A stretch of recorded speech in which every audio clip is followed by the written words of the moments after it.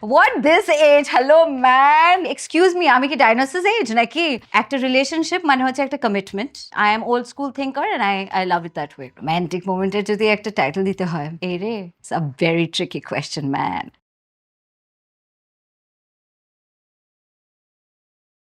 High, আজকে আমি খুব এক্সাইটেড। আজকে একটা ফান সেগমেন্ট হতে চলেছে। তো the questions are very very funny and pretty interesting.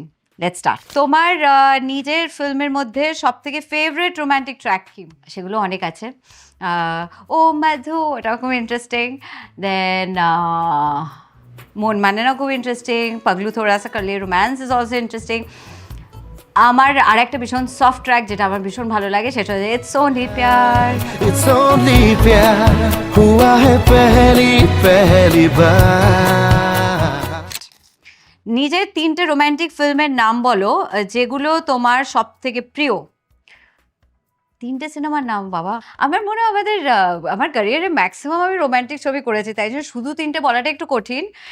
শুভদৃষ্টি, সাত পাকে বাঁধা, মন মানে না, পাগলু, রংবাজ, অনেকগুলো হয়ে গেল এমা। তো তাই জন্য ইটস ডিফিকাল্ট। অনেক অনেক আছে, এটসেট্রা এটসেট্রা। জীবনের মোমেন্টগুলোকে যদি একটা মুভি টাইটেল দিতে হয় তাহলে সেটা কি হবে? জীবনের রোম্যান্টিক মোমেন্টের যদি একটা টাইটেল দিতে হয়, শুধু ভালোবাসা, শুধু ভালোবাসা। নাইস, শুধু ভালোবাসা। ভালোবাসা তুমি কি ইমোশনাল নাকি লজিক্যাল?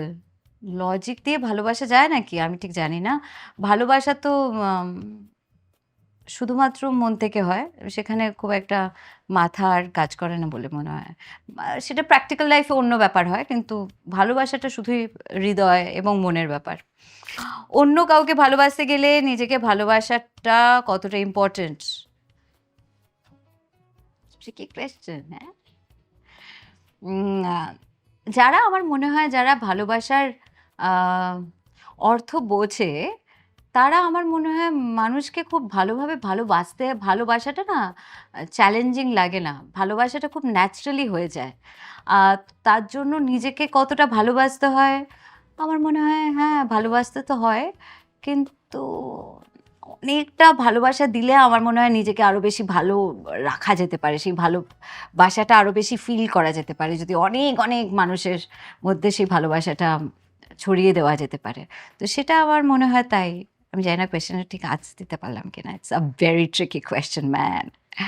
আজকে জেনারেশনের জন্য একটা ডেটিং অ্যাডভাইস তুমি কি দিতে চাইবে? আজকে এক্সকিউজ মি, আমি কি ডাইনোসরস এজ নাকি? What this age? Hello man. See, it is not 2 minutes noodles, okay? এই জিনিসটা ডেফিনেটলি, এই অ্যাডভাইসটা আমি দিতে চাই। এরম নয় যে প্রত্যেকটা সময়, প্রত্যেকটা মুহূর্ত ভীষণ হাঙ্কি ডোরি হবে, ভীষণ একটা হ্যাপেনিং হবে। আম একটা রিলেশনশিপ মানে হচ্ছে একটা কমিটমেন্ট। সেই কমিটমেন্টটার মধ্যে একটা স্যাংটিটি থাকে, তার মধ্যে একটা পিওরিটি থাকে, তার মধ্যে একটা লয়ালটি থাকে। তো এরকম নয় যে একটা স্কিপ করো, স্কিপ করো, স্কিপ করো, হপ করো, এটা ভাল লাগছে না। এই জামাকাপড় চেঞ্জ করার মতন, এই লাল জামাটা অনেকদিন হলো আর ভাল লাগছে না, পুরনো হয়ে গেছে, এবার নীল জামাটা পরি। Can't be like that. আমার মনে হয় সেটাই। I am old school thinker and I love it that way. লাইফের ফার্স্ট ডেটটা ঠিক কেমন ছিল? এই রে, ফার্স্ট ডেটটা ছিল আমার বরের সঙ্গেই, রানে, এবং সেটা একটা শুটিংয়ের মধ্যে। বাকিটা ঠিক আছে, কিছু কিছু private things, let that be private. Yeah, next is Koel Mallick real লাইফে ঠিক কতটা romantic? Rate yourself from 1 to 10.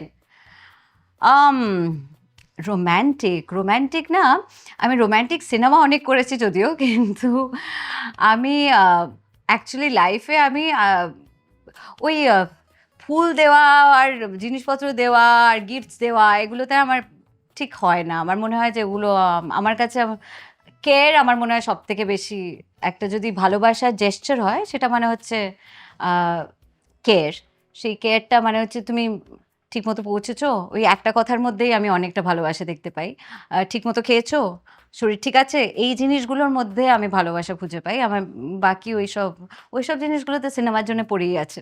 ওগুলো আমার ব্যক্তিগতভাবে আমার মনে হয় কেয়ারটা অনেক বেশি আমাকে, I feel that is romance for me. তোমার কাছে আইডিয়াল লাইফ পার্টনারের ডেফিনেশন কি?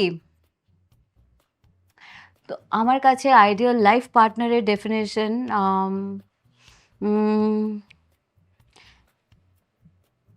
Touch wood, that's it, yeah. It's only प्यार, it's only